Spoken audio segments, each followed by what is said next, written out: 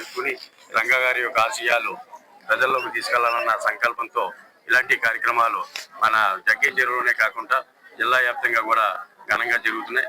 మరి ఇక్కడికి విచ్చేసిన నాయకులందరికీ కూడా హృదయపూర్వకంగా ధన్యవాదాలు తెలుపుకుంటూ చాలా సంతోషం. భావితరాలు భవిష్యత్తు రాబోయే యువకులు కూడా రంగా గారి యొక్క పోరాట స్ఫూర్తిని ఆదర్శంగా తీసుకుని పేదవాడికి కానీ బడుగు బలహీన వర్గాలకు కానీ కష్టంలో ఉన్నటువంటి ప్రతి వ్యక్తికి సాయం చేసేటువంటి లక్ష్యాన్ని అలవర్చుకునే విధంగా మరి యువతరానికి గుర్తుండాలని ఈరోజు ఇక్కడ వంగవీటి రంగా గారి యొక్క విగ్రహ ఆవిష్కరణ చేసుకోవడం జరిగింది. సంతోషం.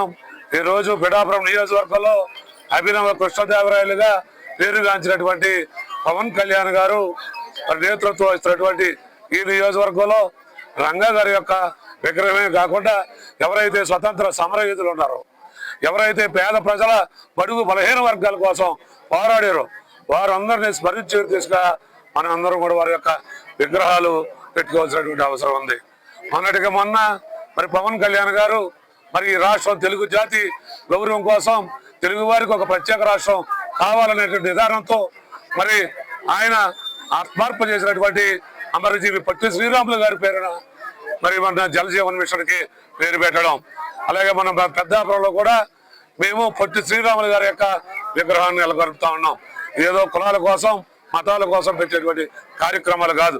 ఎవరైతే ఈ రాష్ట్ర ప్రజల కోసం, రాష్ట్ర యువత కోసం, పేద ప్రజల హక్కుల కోసం, భవిష్యత్తు తరాల కోసం ఆలోచించే ప్రతి వ్యక్తిని గుర్తించుకునేలాగా పిఠాపురం నియోజకవర్గంలోనే కాదు తూర్పుగోదావరి జిల్లా వ్యాప్తంగా మరి అందరి యొక్క విగ్రహాలు నెలకొల్పడానికి జనసేన పార్టీ సిద్ధంగా ఉందని ఈ సందర్భంగా తెలియజేసుకుంటూ సెలవు తీసుకుంటా ఉన్నాం. చరిత్ర సృష్టించినోడు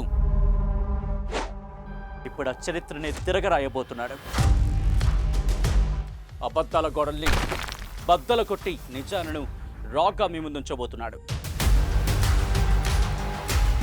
నిజమైన వార్తల కోసం వెంటనే డౌన్లోడ్ చేసుకోండి రా యాప్ని.